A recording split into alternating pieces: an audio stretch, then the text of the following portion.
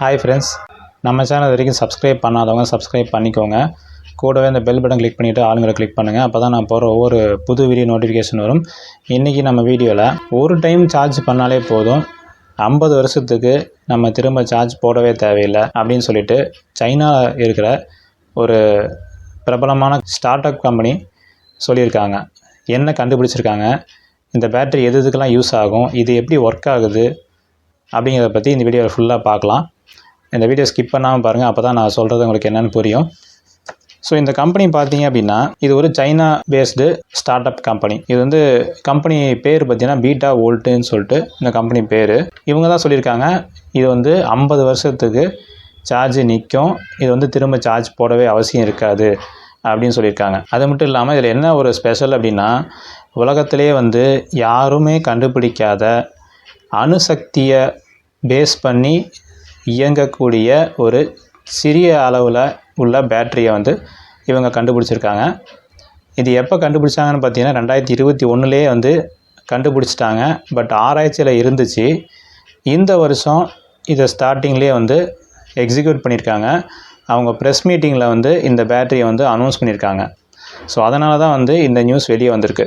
இது வரைக்கும் வந்து இதை கண்டுபிடிச்சி வெளியே வராமல் இருந்ததுக்கு காரணம் என்னென்னா, இதை டெஸ்டிங்கில் வந்து வச்சுருந்துருக்குறாங்க. அதுக்கப்புறம் வந்து கம்ப்ளீட் ஆகி டெஸ்டிங்லாம் முடிஞ்சு சக்ஸஸ்ஃபுல்லாக ஆயிடுச்சு அப்படிங்கிற காரணத்தினால தான் இதை ரிலீஸ் பண்ணியிருக்காங்க வெளியில். இது வந்து பெய்ஜிங் அப்படிங்கிற சைனாவில் இருக்கிற ஒரு முக்கியமான இடத்துல இந்த ஸ்டார்ட் அப் கம்பெனியோட ஃபேக்ட்ரி இருக்குது. இது பார்த்தீங்க அப்படின்னா, அது எப்படி ஒர்க் ஆகுதுன்னு பார்த்தீங்கன்னா, இது வந்து 63 நியூக்ளியஸ் பவர் வந்து ஒரு சின்ன ஸ்மால் காயின் அளவு உள்ள ஒரு பேட்டரிக்குள்ளார இதை வந்து அடக்கி வைக்கிறாங்க. ஸோ இது வந்து எதுக்கெல்லாம் யூஸ் ஆகும்னு பார்த்தீங்க அப்படின்னா, ஏரோஸ்பேஸில் சில முக்கியமான டிவைஸுக்கெல்லாம் வந்து இது யூஸ் பண்ணிக்கலாம் அப்படின்னு சொல்கிறாங்க. அப்புறம் ஏஐ எக்யூப்மெண்ட்டு, இப்போ வந்து ஏஐ டெக்னாலஜி நல்லா வளர்ந்துட்டுருக்கு. அதுக்கு தேவையான எக்யூப்மெண்ட்ஸு, தேவையான டூல்ஸுக்கெல்லாம் வந்து இந்த பேட்ரி யூஸ் பண்ணிக்கலான்னு சொல்கிறாங்க. அப்புறம் வந்து மெடிக்கல் எக்யூப்மெண்ட்ஸு ரொம்ப முக்கியமானது. அதுக்குமே வந்து இந்த டூல் வந்து ரொம்ப யூஸ் ஆகும், இந்த பேட்டரி ரொம்ப யூஸ் ஆகும்னு சொல்கிறாங்க. மைக்ரோ ப்ராசஸர் வந்து ஏற்கனவே இருக்குது. அதில் வந்து பார்த்திங்கன்னா டிசி பேட்டரி வந்து ரொம்ப வோல்டேஜ் கம்மியாக இருக்கும். அது இல்லாமல் வந்து லைஃப் லாங் வந்து இது சப்போர்ட் பண்ணாது. ஆனால் இந்த பேட்டரி வந்து யூஸ் பண்ணும்போது பார்த்திங்கன்னா அதுக்குன்னு தனியாக சார்ஜ் வந்து ஏற்ற அவசியம் இருக்காது. நீங்கள் வந்து சிஸ்டம் ஆஃப் பண்ணியிருந்தாலும் மேனுவலாக பார்த்தீங்க அப்படின்னா அதுக்குள்ளார வந்து பேட்ரி எப்போவுமே ஆனில் இருந்துக்கிட்டே இருக்கும். ப்ராசஸ் வந்து ஆனில் இருக்கிறதுனால திரும்ப நம்ம சிஸ்டம் வந்து ஆன் பண்ணும்போது சீக்கிரமாக வந்து ஃபாஸ்ட்டாக நமக்கு வந்து ப்ராசஸ் ஓப்பன் ஆகும். ப்ராசஸ் பண்ணி சிஸ்டம் வந்து ஓப்பன் ஆகும், யூஸ் பண்ணிக்கலாம். அந்த மாதிரி கொண்டு வந்திருக்காங்க. அடுத்தது பார்த்தீங்க அப்படின்னா அட்வான்ஸ் சென்சார். சில சென்சார் கருவிகள்லாம் இருக்கும். அந்த சென்சார் கருவிகள்லையும் வந்து இந்த கண்டுபிடிக்கப்பட்ட அந்த பேட்டரியை யூஸ் பண்ணுற மூலிமா உங்களுக்கு வந்து லைஃப் லாங் வரக்கூடிய ஒரு சென்சார் கருவியாக அது வந்து இது சேஞ்ச் ஆகிக்கும். நெக்ஸ்ட்டு பார்த்தீங்க அப்படின்னா ஸ்மால் ட்ரோன்ஸ் சின்ன ட்ரோன்ஸ் எல்லாம் இருக்கும். இப்போ அந்த ட்ரோன்ஸ் வச்சு நிறையா விஷயங்கள் வந்து செய்கிறாங்க.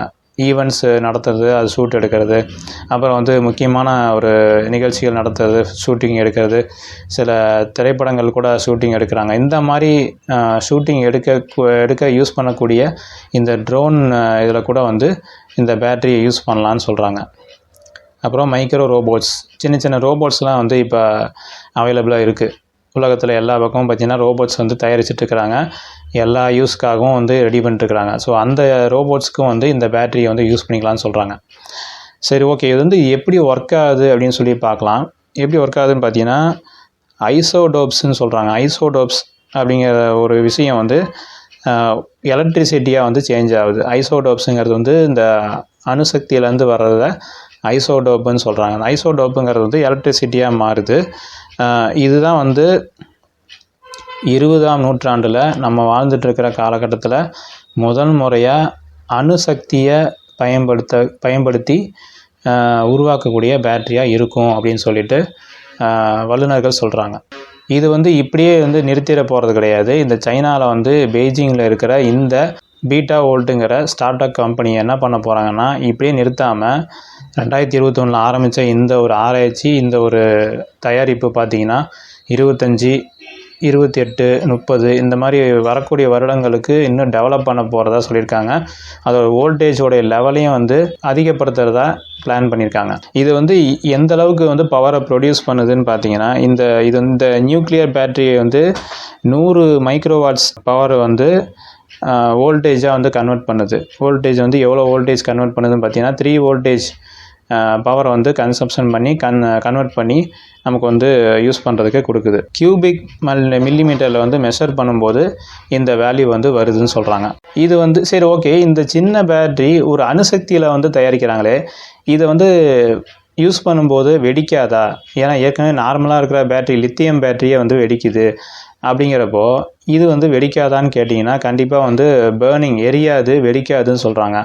இது ஏன் அப்படின்னு பார்த்தீங்க அப்படின்னா அந்த டெம்பரேச்சரை வந்து செக் பண்ணியிருக்கிறாங்க. எவ்வளோ டெம்பரேச்சர்லேருந்து எவ்வளோ டெம்பரேச்சர் வரைக்கும் இது தாங்கும், வெடிக்காமல் இருக்கும்னு பார்த்தீங்கன்னா -60 டிகிரி செல்சியஸ்லேருந்து +120 டிகிரி செல்சியஸ் வரைக்கும் 120 டிகிரி செல்சியஸ் வரைக்கும் ஹீட்டை தாங்கக்கூடிய சக்தி வந்து இந்த பேட்டரிக்கு இருக்கும் அப்படின்னு சொல்கிறாங்க.